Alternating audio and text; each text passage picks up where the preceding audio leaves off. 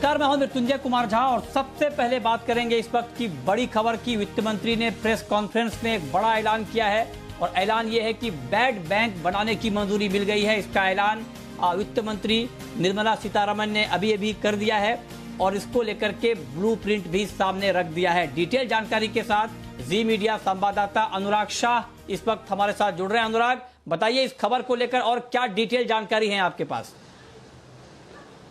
देखिए, bad bank एक बहुत बड़ा रिफॉर्म है बैंकिंग सेक्टर के अंदर, जिसका ऐलान बजट के अंदर किया गया था और अभी जो है आधिकारिक तौर पे वित्त मंत्री ने इसका ऐलान कर दिया है। और 30,600 करोड़ की जो बैंक गारंटी है वो सरकार के द्वारा इस बैड बैंक के लिए दी जाएगी। NARCL, national asset reconstruction company limited इसका पूरा नाम होगा और इसमें 51% जो हिस्सेदारी है वो अलग अलग जो सरकारी बैंक है उनके द्वारा ही दी जाएगी और जो प्राइवेट हिस्सेदारी है 49% होगी। तो इसके पीछे मकसद ये था बैड बैंक के ऐलान के पीछे कि जो सरकारी बैंकों के NPAs है तो वहां पर उनको बैंकों को काफी प्रोविजनिंग करनी पड़ती थी। तो सरकारी बैंकों की बैलेंस शीट को मजबूत करने के लिए सभी बैंकों ने मिलकर ये बैड बैंक बनाया है, जहां पर जो NPA है उसको ट्रांसफर किया जाएगा और सही कीमत पे उन NPAs को डिस्पोज ऑफ किया जाएगा। अभी मौजूदा ऐलान करते समय वित्त मंत्री ने यह भी कहा कि पिछले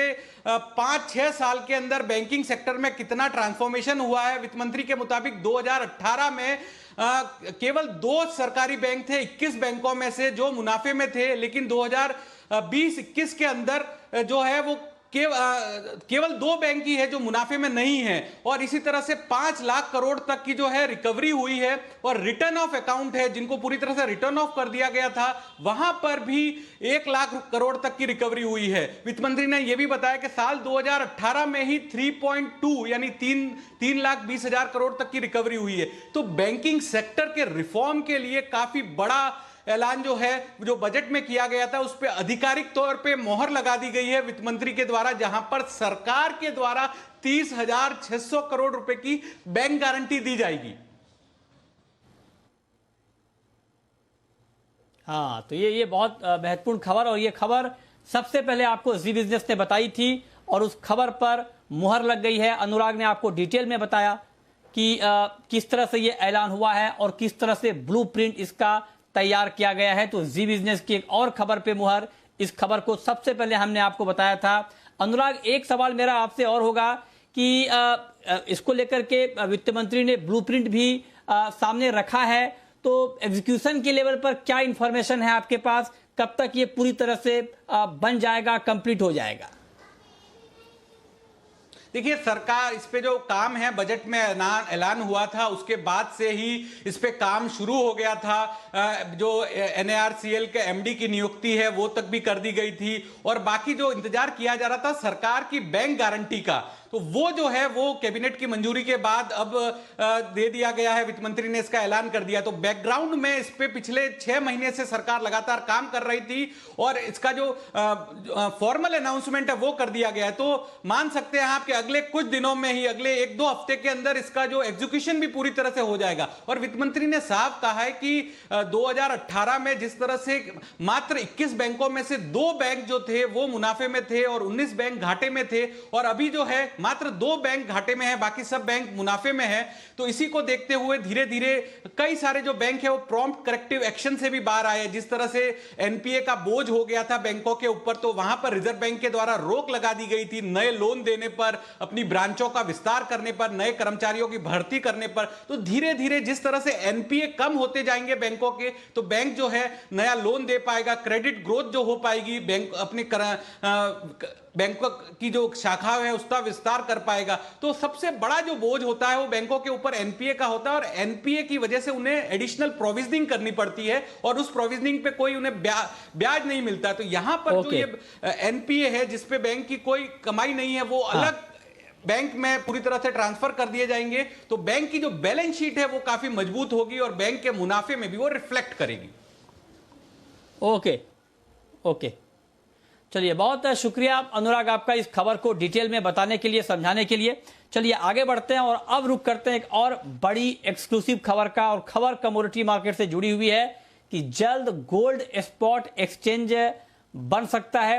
सूत्रों के हवाले से हमें जानकारी मिली है कि 28 सितंबर को होने वाली सेबी की बोर्ड मीटिंग में गोल्ड स्पॉट एक्सचेंज को मंजूरी मिल सकती है। इस खबर को डिटेल में बताने के लिए हमारे वरिष्ठ सहयोगी ब्रजेश कुमार इस वक्त हमारे साथ जुड़ रहे हैं। ब्रजेश, बताइए क्या पूरी खबर है और क्या उम्मीद की जाए, कब तक गोल्ड स्पॉट एक्सचेंज बनकर तैयार हो जाएगा? बिल्कुल ये उम्मीद की जा सकती है कि नए साल तक या इस साल के अंत तक जो है गोल्ड स्पॉट एक्सचेंज एकदम से अमल में आ जाएगा और कामकाज शुरू हो जाएगा।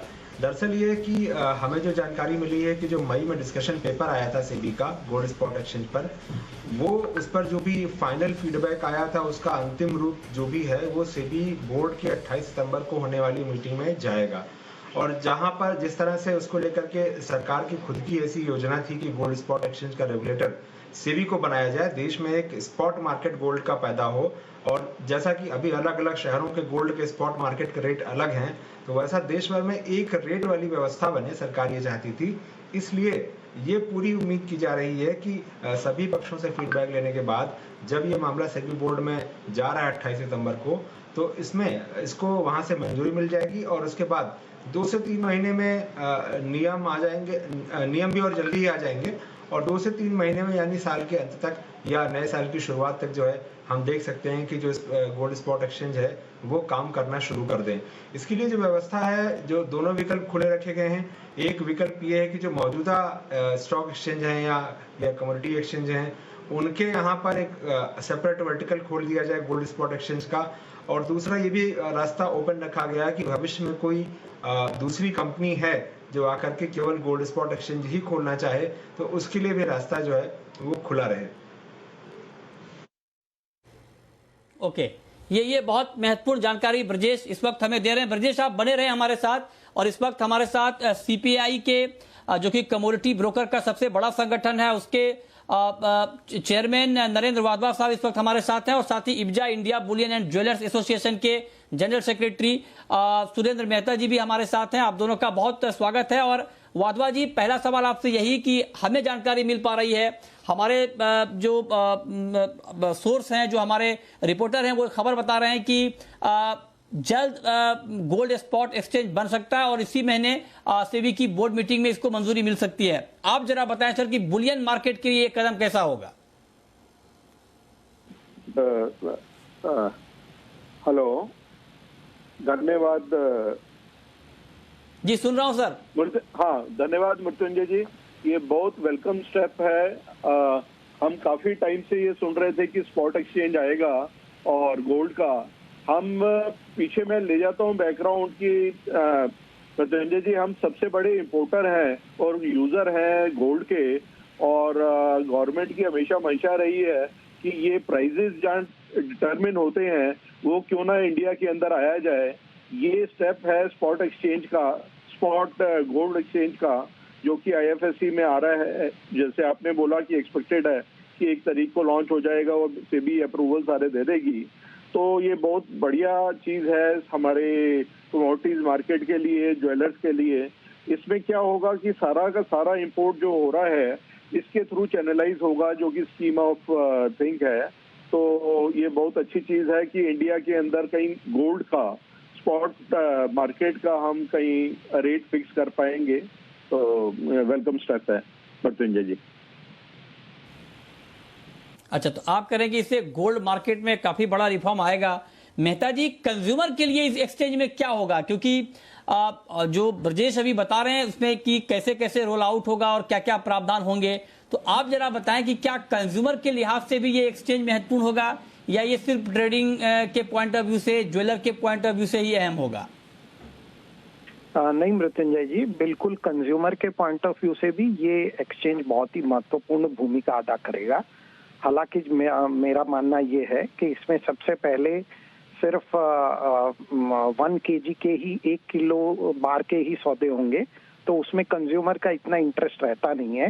धीरे धीरे जब एक एक्सचेंज एक लेवल पर आ जाएगा, जब सारी ट्रेडिंग उसमें स्मूथ हो जाएगी, तो उसके बाद इसमें मेरे ख्याल से जो 10 ग्राम या 5 ग्राम या 100 ग्राम के सौदे इसके अंदर एक्टिवेट किए जाएंगे। ऐसा नॉर्मली इसी तरह से एक्सचेंज को एक्टिवेट किया जाता है, ताकि धीरे धीरे सारी ट्रेडिंग एक्टिविटी, क्योंकि इसमें कमोडिटी एक्सचेंज में एक महत्वपूर्ण चीज ये होती है कि इसमें आपको फिजिकल डिलीवरी देनी पड़ती है। तो जब तक डिलीवरी मैकेनिज्म पूरा अच्छी तरह से एस्टेब्लिश नहीं हो जाता तो सारे ट्रेड को एक साथ में एक्सचेंज पे लाया नहीं जा सकता। लेकिन ये बहुत बड़ा रिफॉर्म है, बहुत ट्रांसपेरेंसी रहेगी, हम लोग प्राइस डिस्कवरी कर पाएंगे, और जो एक इंडस्ट्री के ऊपर भी एक जो हमेशा से एक धब्बा लगा हुआ है बुलियन इंडस्ट्री के ऊपर कि यहाँ पे इलीगल ट्रेड काफी पनपता है, वो धीरे धीरे बुलियन एक्सचेंज आने से खत्म हो जाएगा। ओके, ठीक है। ब्रजेश, आपने बहुत क्लोजली इस खबर को ट्रैक किया है, फॉलो किया है। जरा आप बताएं कि जो ट्रेडिंग यूनिट होंगी वो मिनिमम क्या होगी, क्योंकि इससे इस बात का अंदाजा लगेगा। हालांकि मेहता जी भी अभी बता, हालांकि आधिकारिक तौर पर इसका ऐलान होना अभी बाकी है, लेकिन क्या क्या प्रपोजल है ट्रेडिंग यूनिट को लेकर? क्या मिनिमम 5 ग्राम या उससे भी कम की यूनिट होगी, ताकि रिटेल का पार्टिसिपेशन भी स्पॉट एक्सचेंज के ऊपर हो? इसको लेकर कोई जानकारी आपके पास? बिल्कुल, जो प्रस्ताव किया गया है, प्रस्ताव ये किया गया है कि 5 ग्राम का हो, 10 ग्राम का हो, और फिर 50 ग्राम का हो, और फिर 1 किलोग्राम का हो। ये छोटी जो यूनिट हैं, वो छोटी यूनिट रखने का मतलब ही है कि जिसके पास कम से कम सोना हो वो भी जाकर के अपना सोना लेकर के जाए और उस सोने को इलेक्ट्रॉनिक गोल्ड रिसिप्ट में कन्वर्ट करवा ले, और उसके बाद ये रिसिप्ट जो है अवेलेबल हो जाए ट्रेडिंग के लिए एक्सचेंजेस पर। तो मकसद ही इसका है, क्योंकि अगर आप देखें तो जो सोना है वो ऐसा नहीं कि सिर्फ बड़े लोगों के पास ही है, वो पूरे देश में फैला हुआ है और बड़ी संख्या में रिटेल के पास है बड़ी मात्रा में सोना। तो वो सोना अगर आकर के वो ट्रेडिंग के लिए अवेलेबल हो तो वही मकसद है इसका, और इसीलिए छोटी से छोटी यूनिट भी रखी गई है। हालांकि डिलीवरी के लिए शायद 5 ग्राम वाला ना रखा जाए, क्योंकि अगर 5 ग्राम की डिलीवरी होगी तो उसकी कॉस्ट बहुत ज़्यादा होगी, तो इसलिए 5 ग्राम वाले को ना रखने का प्रस्ताव है। तो बाकी इससे ऊपर जितनी भी होगी, यानी कि 10 ग्राम, 50 ग्राम या 1 किलो, ये सारे के सारे डिलीवरी वाले जो है वो कॉन्ट्रैक्ट रखे जाएं। इस तरह का सुझाव जो है आया था।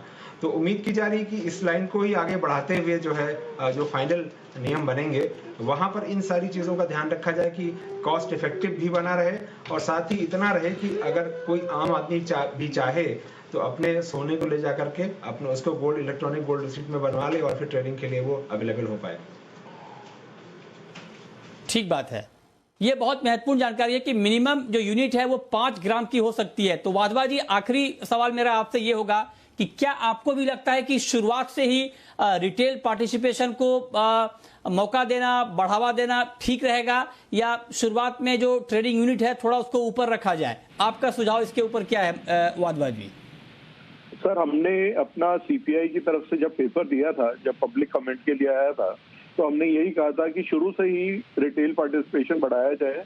हम इंडिया के अंदर, जैसे ब्रजेश जी ने भी कहा, हम गोल्ड की ट्रेडिंग से और गोल्ड को होल्ड करने के हमारा काफी सालों से पूरी कई उसमें रहा है, तो हमारे को कोई नई चीज नहीं है।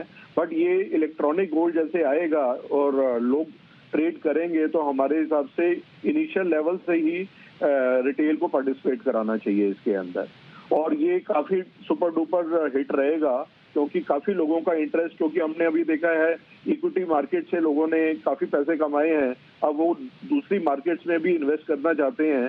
तो टाइमिंग बहुत अच्छा होगा, अगर ये लॉन्च अभी हो रहा है तो लोगों का पार्टिसिपेशन काफी आएगा इंडिया के अंदर। में जो पैसा बना है वो गोल्ड में भी डाइवर्ट होगा, बिल्कुल होना चाहिए, ताकि सारा मार्केट फलता फूलता रहे, ताकि इंडस्ट्री भी ठीक से चलती रहे और लोगों का पोर्टफोलियो भी मजबूत होता रहे। बहुत शुक्रिया वाधवा जी आपका, ब्रजेश आपका, और सुरेंद्र मेहता जी आपका हमारे साथ जुड़ने के लिए और डिटेल में इस खबर पर बातचीत करने के लिए। लेकिन बात हम जब गोल्ड की कर रहे हैं तो गोल्ड की कीमतों में, हालांकि अभी हम एक्सचेंज की बात कर रहे थे, लेकिन अब गोल्ड प्राइस की बात कर रहे हैं, और गोल्ड की कीमतों में तेज गिरावट आ गई है। 600 रुपए तक एमसीएक्स पर गोल्ड का भाव टूट चुका है, और चांदी में 1100 रुपए से ज्यादा की गिरावट इस वक्त आ गई है। तो तेज गिरावट शाम के कारोबार में गोल्ड और सिल्वर की कीमतों में। सवाल यह है कि क्या यह गिरावट आज के लिए और बढ़ सकती है? ये बताने के लिए हमारे साथ दो खास मेहमान हैं। अनुज गुप्ता हैं IIFL सिक्योरिटीज के, और सुनंद सुब्रमण्यम है चॉइस ब्रोकिंग के। आप दोनों का बहुत स्वागत है। अनुज जी बताइए, गोल्ड और गिरेगा या संभलेगा यहां से? देखिए, ही एक डाउन साइड ट्रेंड आता हुआ दिखाई दिया है 1780 का एक स्ट्रॉन्ग सपोर्ट था जिसने मार्केट ने इसको ब्रेक किया है। मुझे लगता है कि टेक्निकल पॉइंट ऑफ व्यू से मार्केट थोड़ा सा एक नेगेटिव ट्रेंड में आता हुआ दिखाई दिया है। एक्सपेक्टेड है कि नीचे जो अब लेवल रहेगा करीबन 1755 तक के लेवल देखने को मिल सकते हैं, और एमसीएक्स की अगर बात करें तो 45,800 तक के लेवल आ सकते हैं। तो मुझे लगता है कि कुछ और गिरावट अभी यहाँ पर गोल्ड में देखने को मिल सकती है, क्योंकि जिस तरीके का यहाँ पर सेल ऑफ देखने को मिला है और डॉलर में स्ट्रेंथ लौटी है, वो मुझे लगता है कि सबसे बड़ा रोल प्ले कर रही है और यहाँ पर भावों में सेलिंग प्रेशर आता हुआ दिख रहा है। तो तीसरी बड़ी चीज, इक्विटी मार्केट में जो तेजी दिख रहा है उससे भी कहीं ना कहीं कमोडिटी मार्केट में थोड़ा सा एक नेगेटिव ट्रेंड आता हुआ दिखाई दिया है।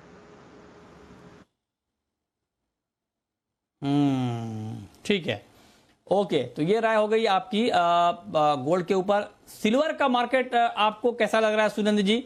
चांदी में आप क्या कर सकते हैं, क्या करना चाहिए अभी? देखिए, अगर सिल्वर की बात करें तो सिल्वर में भी काफ़ी दबाव है मार्केट्स में। हालांकि हमने जो पहले टारगेट लेवल्स दिया था वो ऑलमोस्ट वही लेवल के आसपास पहुंच चुका है, बट मेरा रिकमेंडेशन सेलिंग साइड पे ही रहेगा। इमीडिएट बेसिस पे सेलिंग करना मैं रेकमेंड नहीं करूंगा। थोड़ा सा शॉर्ट कवरिंग अगर मिलता है तो थोड़ा सा, अगर आप 62, 300, 400 के आसपास अगर आप सेल कर सकते हो तो वहाँ पे आप सेल कर लीजिए। नियर टर्म टारगेट 62,000 रख लीजिए, और स्टॉप लॉस ऊपर आप रखना चाहते हो तो 62,700 जो हमने पहले इनिशियल एंट्री लेवल दिया था, वो वहाँ पर एक अच्छा एंट्री बन सकता है। पोजिशनल बेसिस पे मुझे भी 61,500 तक डाउनसाइड दिखाई दे रहा है, जिस वजह से मेटल यहाँ पे सिल्वर में भी दबाव देख सकता है। मेटल मार्केट के साथ साथ भी सिल्वर में काफी दबाव है, जिस वजह से ये प्रेशर कंटिन्यू रहेगा। अच्छा, तो आप करें कि ये प्रेशर कंटिन्यू रहेगा। चलिए अब हम शुरू करते हैं सवाल और जवाब, और पहला सवाल है कैलाश चंद्र मोदी का सदलपुर से। पूछिए कैलाश जी। नमस्कार सर। सर, कॉपर और क्रूड में करंट रेट से नमस्कार, पोजिशनल कॉल क्या लेनी चाहिए सर? कॉपर और क्रूड में करंट रेट पर पोजिशनल ट्रेड क्या लेनी चाहिए, बताइए अनुज जी, क्या करना चाहिए कॉपर और क्रूड में? मित्र जी, कॉपर के अंदर मुझे लगता है कि थोड़ा सेलिंग प्रेशर रहेगा, तो कॉपर के अंदर बिकवाली का ट्रेड करीबन 725 के आसपास ले सकते हैं। नीचे हमें लगता है कि 716, 710 तक के लेवल देखने को मिल सकते हैं। क्रूड मुझे लगता है कि अभी भी एक पॉजिटिव बायस में है, तो क्रूड में हमें लगता है खरीदारी का ट्रेड बना सकते हैं। ऊपर में करीबन 5350, 5380 तक के लेवल देखने को मिल सकते हैं, तो क्रूड के अंदर खरीदारी कर सकते हैं। कॉपर के अंदर बिकवाली का ट्रेड बना सकते हैं। ठीक है, प्रवीण है हमारे साथ हिसार से। पूछिए प्रवीण जी।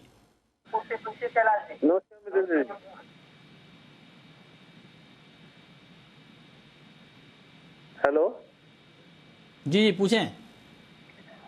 सर, मेरा सवाल गोल्ड पे है। गोल्ड नीचे में कहाँ तक जा सकते हैं? जी, क्या पूछना चाहते हैं?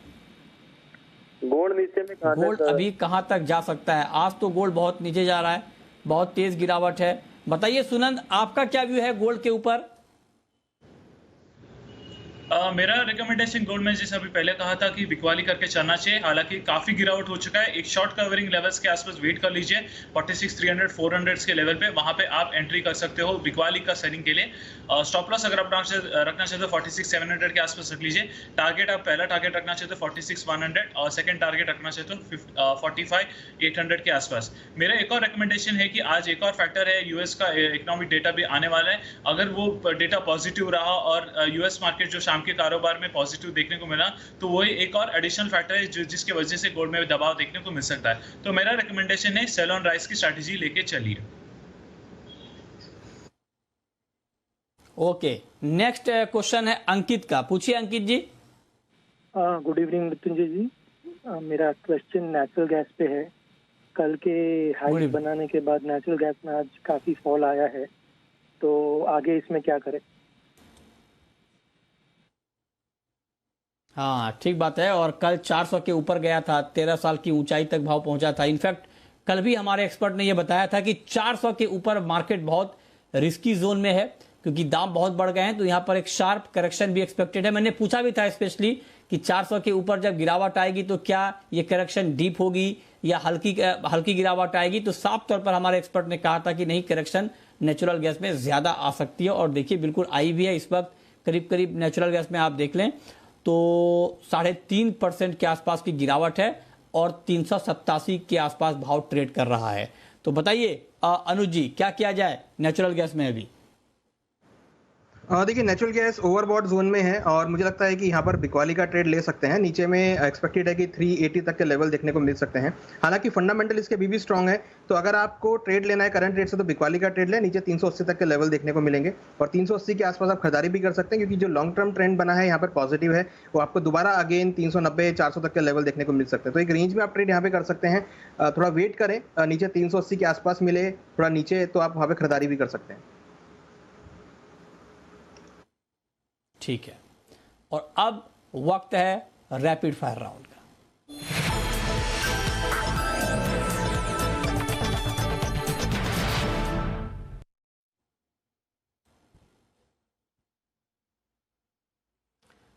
सुनंदु जी, आपकी पहली रैपिड फायर कॉल। मेरी पहली rapid fire call RM seat पर है। 8600 पे आप खरीदारी करके चल सकते हो। 8400 पे स्टॉप लॉस मेंटेन करते हुए 9000 का टारगेट अक्टूबर कॉन्ट्रैक्ट में आप रख सकते हो। ओके, अनुज जी आपकी कॉल। हमारी कॉल कॉपर में रहेगी। कॉपर में बिकवाली करके चले 725 में, 731 का स्टॉप लॉस लगाएं। टारगेट 716 710 तक देखने को मिल सकता है। ओके, अनुज जी आप कोई और कॉल देना चाहेंगे क्या रैपिड फायर में शाम के कारोबार में? देखिए बिल्कुल क्रूड में देख सकते हैं। क्रूड में 5300 ऑलमोस्ट करंट रेट से खरीदारी करें। ऊपर में 5380 तक टारगेट देखने को मिल सकता है। स्टॉप लॉस 5240 पे लगा सकते हैं। चलिए, बहुत शुक्रिया अनुज जी आपका और सुनंद जी आपका। कोई डिस्क्लेमर अनुज जी आपका आज की कॉल पे? देखिए जो भी हमने यहाँ कॉल रिकमेंड की है, हमने अपने क्लाइंट्स को रिकमेंड किया। मेरी कोई पर्सनल पोजीशन नहीं है, हमारी कंपनी के जो क्लाइंट्स हैं उनको हमने रिकमेंड की हुई है। आपका डिस्क्लेमर सुनंद जी? मैंने भी जो भी कॉल्स दिए हैं वो हमारे क्लाइंट्स के कंपनी के क्लाइंट्स को दिया है और मैंने भी कोई पर्सनल लेवल पे कोई पोजीशन लिया नहीं है, तो वही कहना चाहिए। ओके, चलिए बहुत शुक्रिया आप दोनों का जुड़ने के लिए, बताने के लिए कहां पर कमाई के मौके बनेंगे। लेकिन जब हम कार्यक्रम को समाप्त कर रहे हैं तो गोल्ड की गिरावट देखिए बढ़ती जा रही है और 650 रुपए से ज्यादा गोल्ड इस वक्त गिर चुका है। लगातार गिरावट बढ़ रही है। अब गोल्ड का मार्केट 46,300 रुपए के भी नीचे आ गया है। तो बड़ी खबर यही है कमोडिटी मार्केट की कि गोल्ड और सिल्वर की कीमतों में लगातार गिरावट बढ़ रही है। चांदी का भाव 1100 रुपए से ज्यादा टूट चुका है। तो फिलहाल इस शो में इतना ही।